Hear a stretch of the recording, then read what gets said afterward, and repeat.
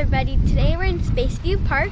We're here to watch a rocket launch and learn more about space monuments and learn more about space programs too. We've been here before with Grammy to watch a rocket launch. And we're actually in Titusville. Yep.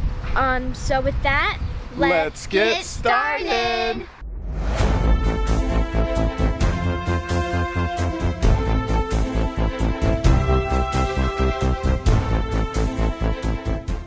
Okay, so our first stop, we're going to go kind of in reverse order for the programs, but our first monument is going to be for the Space Shuttle program and the 5 shuttles that were for that one, which are Columbia, Challenger, Discovery, Atlantis, and Endeavour. And then on the front right here, you also have the Enterprise, which actually shuttled the shuttle back and forth across the country or from different launch programs or launch sites. So around this monument, we've got different pillars with names of people that have contributed to the programs. I'm gonna have to look up. I don't fully know what the shuttle 1.1, 2.1, 3.1, 4.1, they all have different numbers around them. They're all ending in 1. Well, actually, if you look on the other side, there's 3.2, there's 3.3. It's for scanning. If you scan your phone on here, it will open to Safari, and you can read. I think the numbers are 4, because when you open it, you'll see a list of names. So I think the numbers on the bottom is where you can find the names. Each shuttle has its own sort of part of the monument that gives a little bit about the program, its first flight, its last flight, where it's got its name from, and then some just sort of iconic images for each one. I know Atlantis is by far probably the biggest one that we've seen up personal, because this one is actually at Kennedy Space Center, and it's in one of the probably the coolest exhibits I've ever seen. When it opens up the doors and it's just right there in front of you, it's really cool. And then you've got Discovery, and I believe Discovery is one, and you girls were way too young to know this, but on its last flight, I believe this is the one that actually flew over our house. It was on the Enterprise, but it was cool nonetheless. And then you've got Challenger, which everybody pretty much knows the story of Challenger and exploding on its takeoff tragically in 1986. And then Columbia, which was also lost on re-entry as one of the heat shield tiles had cracked on takeoff, and when they re-entered the atmosphere, it exploded there. But just a really cool monument to the space shuttle program, which I think for all of us millennials out there, when we think space, it's pretty much this. I mean, Apollo was pretty much done by the time most of us were born, and really the only shuttles that we've ever known were the space shuttle. Yeah, I wasn't alive during the Apollo program. It had already stopped by the time I was born. One final thing on this one as we look at Endeavour, it does talk about some of the key locations around the country that helped with the shuttle program. So typically a lot of people think of Kennedy Space Center and maybe Houston as far as the main locations that help with the shuttle program. But there's actually a lot of places. Alabama has a big facility where they work on the main engines. Louisiana, other parts of Texas, New Mexico has the propulsion system testing and landing. Obviously there's some main stuff in California as well. And then in Utah they test for the rocket motors. Yes, kiddo? Did you know Kennedy Space Center was named after Kennedy because he had a dream to make, he was trying to make stuff go into outer space, so NASA was named after Kennedy. Kennedy Space Center was named after John F. Kennedy? Cool stuff, kiddo. Look at you learning. And what could you say, what type of truck today is like the space shuttle? Like one of those working trucks. The 18-wheelers? Yeah. Because what did the space shuttle do? It brought stuff up and back from space? Yes, it brought shuttles. It was the heavy lifter for space. Yes. All right, we're gonna head to the Apollo program. And watch the rocket launch, hoping that it goes up. Yeah, hopefully the rocket launch does go off. Next to the space shuttle program is actually a monument for people that have died in the line of duty, both at Kennedy Space Center and Cape Canaveral, the Air Force Station. And I was telling the girls, as you go through this, This is actually pretty sad because a lot of these people you never hear of. You'll hear of the astronauts that have died during testing, or as a rocket was going up or down, but a lot of these people are just construction workers, painters, truck drivers, equipment operators. Most of them are not astronauts, and it's kind of, some of these are like really sad. Like one guy, he was a truck driver. Where is he up here? Marion Anderson was just a truck driver and was walking across and something fell on top of him and killed him. You've got construction workers and mechanics. Yeah, we've got a couple painters on this side, like just painters that were painting and either fell down an elevator shaft or were pulled down the elevator shaft. But kind of a sad monument because you never really hear of these people that gave their lives just to get the space program up and running, or one of the buildings that we marvel at today, and they didn't make it. I mean, there's good 40 names on here of people that have just passed away just doing their job. So pretty sad stuff, but a really cool monument because you don't get to hear about these names all that often in their stories. And we've made it over to the Apollo program, which I was explaining to the girls, we're kind of like the golden rock star age of astronauts. You have some really famous names either from movies, from tragedies, from achievements that are going to be all along these names. So right next to the first monument, the very first one we find is Neil Armstrong, who was what, Jasmine? The first person to land on the moon. The first person to land on the moon? One small step for man, one giant leap for mankind. Very good, nicely done. So as we journey through here, you're going to have a lot of different astronauts. Obviously on some of the top monuments, other key contributors to everything from the International Space Station, or I'm sorry, the Space Station, not the International Space Station, to different astronauts that were on each mission. And one thing that we learned, and maybe we'll get to one in a second, was I had never heard of Skylab. So along these monuments, as the girls pour water on themselves, along these monuments you've got, obviously the Apollo astronauts, but you've also got people that were for Skylab, which was basically the space station before the International Space Station. So this guy, Paul Weitz, was part of Skylab 2. So had to learn something new today, that what exactly was Skylab and Skylab 2. So just a whole bunch of different names, a whole bunch of different people. Some people that are on here I've heard of before, obviously all of the Apollo 13 crews, and it's from the movie. Yep, Jasmine showcasing her knowledge of Roman numerals. 16. 16, correct. So you just got a whole bunch of them through here, and I think if you were a big fan of the Apollo missions, this is going to be your primary location for them. And then up at the beginning, which you can kind of see through the trees there, you've got John F. Kennedy and his famous "We choose to go to the moon" speech. So same idea too around the monument as far as like key images and thoughts that are kind of etched in all of our brains. Things like splashdown, slingshotting around the moon. Say what now? Yeah, say what now? The lunar rover and the American flag on top of the moon, as well as Neil Armstrong taking his small step. That's the lunar rover. So it's like a car for the moon. I believe these are all articles of us landing on the moon. Yep. So you got etched images of newspapers from the day. So there's the Washington Post, the London Times, some of these, the New York Times was on there. So just etched images of what newspapers would have been. The Washington Post, yep, of what it would have looked like. This looks like a recovery vessel maybe, and an image of mission control. Don't quote me on the recovery mission, on the recovery vessel. I'm not exactly sure what that is, but you do see up here sort of a separation stage. So maybe that's what this group is. The iconic image of the Apollo rockets taking off, something I think most people understand today. One of the more famous images I think that you get from the movies of focusing on the time as the astronauts walking into the elevator to head up to the top of the rocket.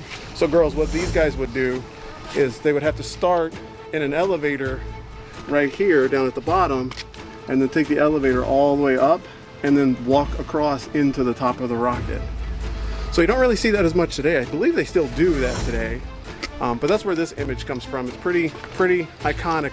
For most people, that was, you know, the last hurdle before you were headed to space. So here's a picture of the crawler. So what they would do is inside the vehicle assembly building, the big building that we can see, that's where they build the rockets. That's why it's called the vehicle assembly building, because they're putting the rockets together. And then these big crawlers, it's sitting on top of it, and those crawlers slowly roll it all the way out to the launch pad.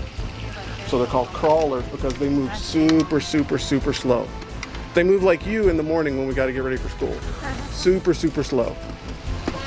And just a final look at the Apollo monument, which again is really cool because you've got, you know, a lot of famous names and figures and actions in here, especially some of these pictures along the monument. They are very much the iconic images. And then this is going to be it for this side of the park. We're going to head back over to more of the original section, which is going to have Mercury and Gemini if we can find it. But one thing that we did notice is that there's a whole other side that is just waiting for the future. And I think after seeing that launch today and knowing that we have so many programs that are trying to get back up into space, it's glad to see that they've set aside some time for future achievements. All right, girls, you want to head back to the shade? Yeah. Yeah, learning's fun, huh? No. Come on, we're on summer. No. All right, let's head over to the other side. So we are standing in front of the Project Mercury.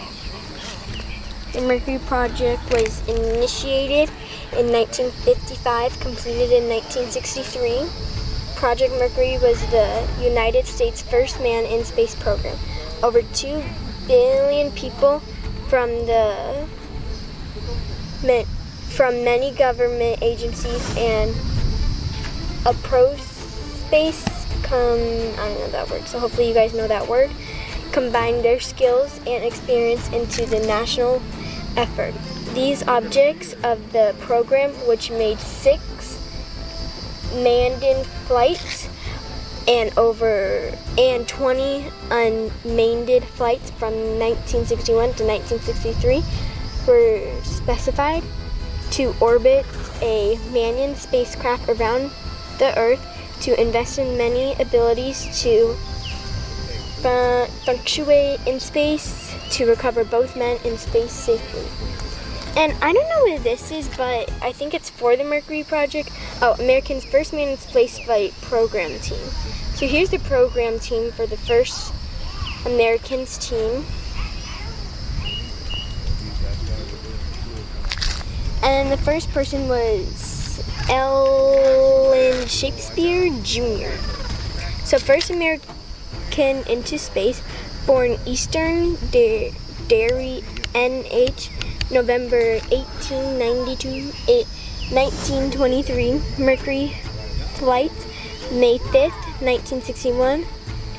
15 minutes and 82 seconds. Suborbital flight. Launch vehicle, Mercury Redstone 3 spacecraft, Freedom 7. And then this was his handprint. Here, let's see. Does mine fit? Nope. I've learned I'm too big to be an astronaut. My hands are bigger than all of theirs. Let's see them. Yep, my hands are too big to be an astronaut. I'm not gonna make it. Oh well, there's always mission control.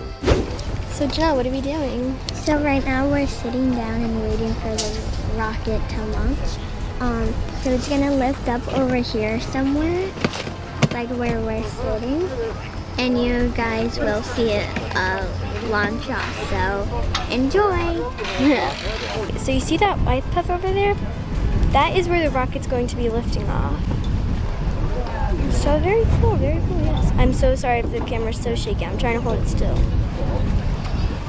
I think one thing that's really cool is when you come here, you get to see a whole bunch of people that are still interested in the space program. And it's more than just, you know, when the big stuff goes up, there's lots of people here that just get excited about, you know, a standard Space X Falcon 9 going up. It's so cool, right, Jasmine? See everybody still excited about it? What do you think, Nutbells? You excited? One really awesome thing about coming to this park is that because you have some enthusiasts here, they are broadcasting the live feed that's telling you about the rocket launch, so you don't necessarily have to keep up with it on your phone. You don't really have to know anything about the rocket, you just listen, and they'll tell you everything you need to know about it. So it's kind of a cool, you know, if you're out here and you really can time getting a rocket launch to actually go off, to get out here and have people that are enthusiastic about it and willing to educate you about it. It's really cool. Also, you have some boats out on the water that are out here. So it's still nice to see, you know, people get excited about a launch. And I don't know if you can see it, but it is way out there in the distance. Yeah, this is what's so cool about launches. Getting all the people still interested in it, all gathered around just to see big rocket go up. 10, 9, 8, 7, 6, 5, 4, 3, 2, 1, 0. Ignition. Oh, yeah. Oh, there we go. Let's go! Vehicle is pitching downrange.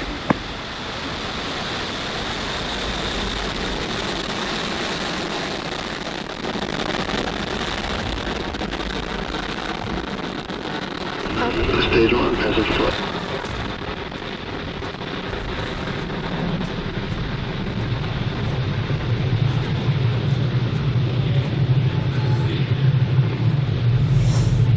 Stage 1, propulsion thermal. What a beautiful day for a rocket launch here. As you can see, Falcon 9 has successfully lifted off from Pad 40 at Cape Canaveral Space Force Station, carrying our stack of 60 Starlink satellites to orbit. Moments ago, we throttled the engines down in preparation for Max Q, or the maximum aerodynamic pressure that the rocket will see. Listen carefully, you'll hear it in a second. The vehicle is supersonic, and we should be passing through Max Q here in just a few seconds. Not yet. Vehicle has reached maximum aerodynamic pressure. Here it comes. Now you'll hear it. We just passed through Max Q, and in about a minute we will have 3 events happening back to back, and that's main engine cutoff, or MECO, stage separation, and second engine start 1. So first, main engine cutoff. That is where all 9 Merlin 1D engines that you can see burning right now will shut off to slow the vehicle down in preparation for stage separation. And this is where the first stage separates from the second stage. With the first stage making its way back to land on our drone ship, just read the instructions, while second stage continues on its journey to its third event, which is second engine startup 1. Now this is where the 1 MVAC engine on our second stage lights up and propels that second stage along with our Starlink satellites to orbit. So first main engine cutoff. What a beautiful view of those 9 M1D engines burning there on a beautiful clear day. And we're coming up on main engine cutoff shortly here in just about 10 seconds.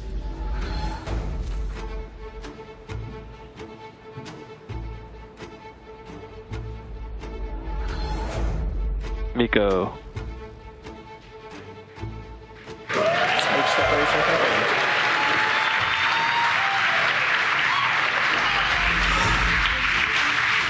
Recognition.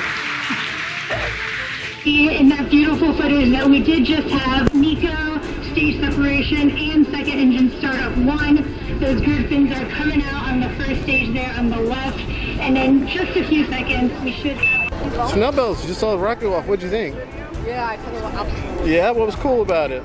The rumble. The rumble? Yeah. Jasmine, what about you? The rumble. The rumble was cool. You don't get to hear that at home, do you? No. No, you don't get to hear the rumble. You can see the light, but not the rumble.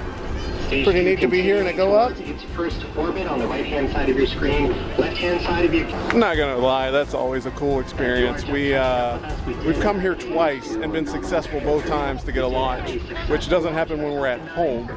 So definitely give the Space View Park and the Veterans Memorial Park, the thumbs up is places to come watch a launch. You may not get it. It's definitely a drive from Orlando, but it's hour 15 minutes. Totally worth it if it actually goes off. Great experience. Again, I can't say it enough, but definitely a really great place to watch the launch. Would you guys recommend coming here for watch a launch? Yeah. What made it cool? Hearing the Hearing the rumble? seeing the fire and the rumble. Seeing the fire and the rumble? Yeah. It was pretty neat to be right next to it, huh? So that will do us today from the Veterinarian Park and Space View Park. We were able to see the rocket launch, which was amazing. We also got to learn about the space programs, which was good. We also learned about how many people sacrifice themselves by helping, which was cool but very sad, because mostly you just know about astronauts who sacrifice themselves, but like people just doing a normal job. Yeah, That was kind of sad, but it was really cool to see the launch. Really great to see everybody out and excited for the launch. We saw some cameras, and we saw some telescopes. That big telescope, did you see that? I did. That was pretty cool. And then we got to see the rocket go off. So overall, I'd have to say it was a good day. Yep. awkward goodbyes. Yeah, awkward goodbyes. We're out of here. Let's head back home. Hasta la vista, baby. Peace out. Later, Gator. Bye, everybody. Deuces.